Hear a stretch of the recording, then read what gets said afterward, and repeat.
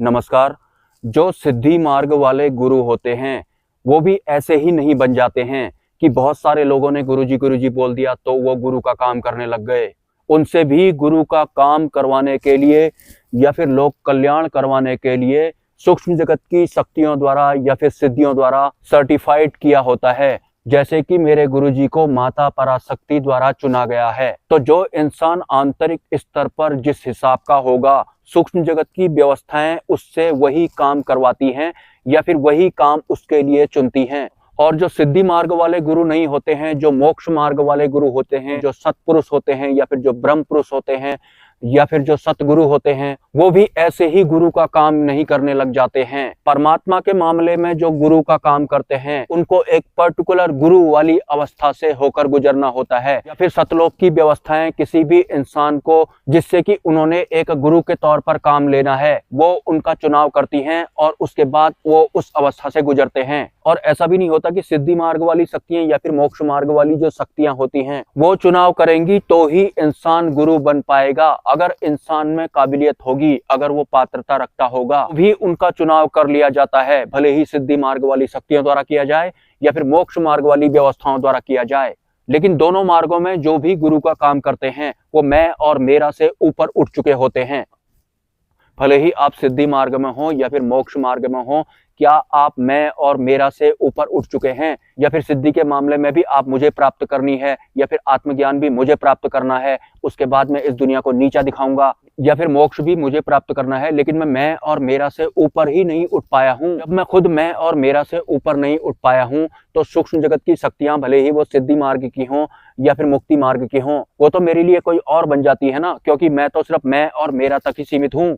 और मैं और मेरा तक जो इंसान सीमित होगा वो तो सिर्फ अपना ही अपना भला चाहता होगा। मतलब जो मैं और मेरा से पार हो जाएगा उसके बाद जाकर ही तो वो लोक कल्याण का काम कर पाएगा। अध्यात्म कोई बिजनेस नहीं है। अगर आप एक सांसारिक हैं, आपको किसी भी तरह की कोई परेशानियां हो रही हैं तो जरूर आप किसी दरबार में जा सकते हैं। लेकिन अगर आपको एक साधक बनना है, आप साधना के क्षेत्र में आ रहे हैं, तो फिर यहाँ पर भौतिक जगत वाली जो सोच होती है या जो मेंटालिटी होती है लेन देन वाली या फिर जो व्यापारी जैसी मेंटालिटी होती है वो बिल्कुल भी काम नहीं करती है। जैसा कि थोड़े टाइम पहले मुझे एक कमेंट आया था कि आपके पास तो आपके गुरु से भी ज्यादा ज्ञान है, तो आप तो अपने गुरु से भी बहुत आगे निकल सकते हो। अगर मेरे अंदर ऐसी बात होती ना कि मेरे अंदर बहुत ज्यादा ज्ञान है, मैं तो अपने गुरु से भी आगे निकल सकता हूँ या फिर मैं तो सदगुरु से भी आगे निकल सकता हूँ, तो जितना भी आपको मुझसे सुनने को मिल रहा है ये कभी भी आपको मुझसे सुनने को नहीं मिलता। और जब मैं माता पराशक्ति के धाम पर गया था, मतलब अपने गुरु जी से मिलने गया था, तो माता ने सीधे सीधे मुझे देखते यही बोला था कि बता तुझे कितनी सिद्धियां चाहिए, तुझे किस हिसाब की सिद्धियां चाहिए, आज तो अपने ही मुंह से बोल। ऐसा मुझे माता ने बोला था। और 300-400 लोग उस वक्त मंदिर के अंदर थे और मैं 500 किलोमीटर नॉन स्टॉप बाइक चलाकर उस दिन धाम पर पहुंचा था। तो मैं ठीक से चल भी नहीं पा रहा था, मेरी कमर में भी दर्द हुआ पड़ा था, लेकिन मैं एक माइंड मेकअप बना के गया था कि मैं किसी भी कीमत पर अपनी आंख बंद नहीं करूंगा। तो ऐसे ही मैं धाम पर भी पहुंचा था और जैसे ही माता की नजर मुझ पर पड़ी थी तो सीधे सीधे उन्होंने मुझे ऐसे करके बुलाया था। बाकी के लोग जो उस वक्त गुरुजी के पास में बैठे हुए थे उन सबको भी उन्होंने हटाया था। और फिर माता ने मुझे बोला था कि बोल तुझे कितनी सिद्धियां चाहिए, किस हिसाब की सिद्धियां चाहिए, बोल आज मैं तेरा कौन सा काम बनाऊं। अगर मैं भीतर से इस मेंटालिटी का होता कि एक दिन अगर मुझे सिद्धि प्राप्त हो जाएगी तो मैं दुनिया में ये करूंगा वो करूंगा, या फिर अगर मुझे बहुत ज्यादा ज्ञान प्राप्त हो गया या फिर आत्मज्ञान प्राप्त हो गया तो फिर मैं अपने गुरु को भी पीछे छोड़ दूंगा, मैं सदगुरु को भी पीछे छोड़ दूंगा। तो फिर माता दरबार में मुझे ऐसा बिल्कुल भी नहीं बोलने वाली थी, क्योंकि उन्हें पहले से ही हमारे बारे में पता होता है कि हमारे अंदर आखिर है क्या। और फिर भी मैं साइलेंट रहा था, मैंने कुछ भी नहीं बोला था। और माता ने मुझे ये भी बोला था कि मैं तो तेरे साथ में ही हूँ। लेकिन शायद 3-4 महीने हो चुके हैं तब से मैं धाम पर नहीं जा पाया हूँ, मेरी यात्रा का योग नहीं बना है, लेकिन वो भी जब बनना होगा तब बन जाएगा। सर्दियों का मौसम आ चुका है और वैसे ही मैं 70 किलोमीटर दूर आकर ये सब करता हूँ उसमें कि मेरा लिमिटलेस लॉस होता है और लिमिटलेस मुझे कई तरह के नुकसान भी होते हैं, लेकिन ये सब भी मेरे साथ चलता है और ये सब भी मेरे साथ चलता है। तो अगर मैं अपने वीडियो में बोलता हूँ कि अगर आप सपोर्ट करना चाहें तो कर सकते हैं, तो वो खाली ऐसे ही मजाक नहीं होता है। तो अगर आप में सामर्थ्य है, अगर आप सक्षम हैं तो अपनी तरफ से आप योगदान दे सकते हैं। और जहां तक बात रही सोशल मीडिया में फैले हुए कई सारे सदगुरुओं की, अगर आप उनको ज्वाइन करते हैं तो 1 महीने का ही व्हाट्सएप का जो चार्ज होता है 1500 से 2500 के बीच में लिया जाता है। आप अगर चेक करेंगे तो आपको वहां की असलियत भी पता लग जाएगी। हालांकि मैं उन सबको गलत भी नहीं कह सकता हूं, और अगर आप एक दिन मेरी वाली अवस्था में आएंगे तो आप भी उनको गलत नहीं कहेंगे, क्योंकि बहुत सारे लोग इस तरह की मेंटालिटी बना लेते हैं कि वो सदगुरु तो इतना पैसा मांग रहे हैं। आज तक आपने इस संसार में अपने आप को चलाने के लिए बहुत तरीके से धन अर्जित करने की कोशिश की होगी, लेकिन आज आपका वास्तविक सत्य से सामना हो रहा है। थोड़ा सा धन आप वास्तविक सत्य को जानने के लिए भी खर्च करें, इसके अलावा पीछे का जो था वो तो खाली वेस्ट ही गया था। जिनकी बिल्कुल ही सामर्थ्य नहीं है या फिर जो बीमार हैं, बिस्तर पर पड़े हुए हैं, ये लाइन उनके लिए नहीं है। और हाँ, जो लोग बिस्तर पर पड़े हुए हैं उन्हें सांसों पर ध्यान केंद्रित करने में भी परेशानी होती है, तो आपको मैं बताना चाहूंगा, आपको मंत्र जप भी नहीं करना है, आप सिर्फ नाद श्रवण कर सकते हैं, या फिर हमारे अंदर एक स्वतः ही भजन भी चल रहा होता है।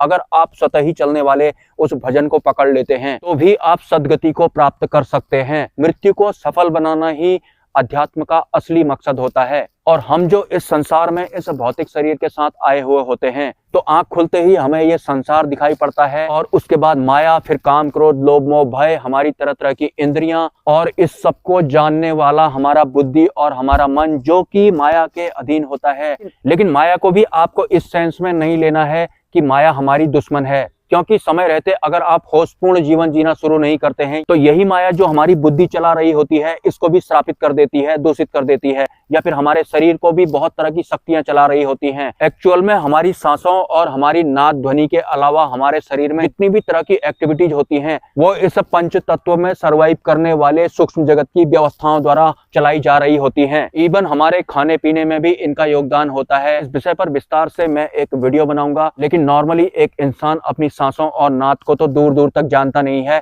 इसके अलावा जो भी व्यवस्था होती है उसी के अकॉर्डिंग वो सर्वाइव करता है, और एक दिन उसका जो अंतकण होता है वो बहुत ज्यादा जटिल हो जाता है। उसे ऐसा लगता है कि मैं कोई और हूं और बाकी लोग कोई और हैं और भगवान भी कोई और है, उसे मुझे प्राप्त करना पड़ेगा। अभी तो मैं इस संसार में मजे ले लेता हूं, जब वक्त आएगा तो मैं परमात्मा की ओर बढ़ूंगा या फिर मोक्ष की ओर बढ़ूंगा। और इस तरह की जिसकी सोच होती है उसकी बुद्धि को भी माया एक दिन श्रापित कर देती है। मतलब उसके बाद बुद्धि कुछ इस हिसाब की बन जाती है कि उच्च स्तरीय आध्यात्मिक ज्ञान उसे समझ में ही नहीं आता है। हाँ, पिछले वीडियो में मैं एक लाइन ऐड करना भूल गया था। जब आप अपनी बुद्धि और मन से पार होने वाली अवस्था को प्राप्त कर लेते हैं, मतलब एक नई व्यवस्था आपके अंतकण में क्रिएट हो जाती है, जो कि आपको आपकी बुद्धि और मन के बारे में या फिर इस भौतिक संसार के बारे में साफ साफ बताती है, वास्तविक सत्य बताती है। तो उसके बाद इस भौतिक जगत में जितने भी गुरु आपको दिख रहे हैं, भले ही सोशल मीडिया में या फिर आपकी आंखों के सामने दिख रहे हैं, आपको उनके दो शब्द सुनते ही या फिर उनको देखते ही पता लग जाएगा।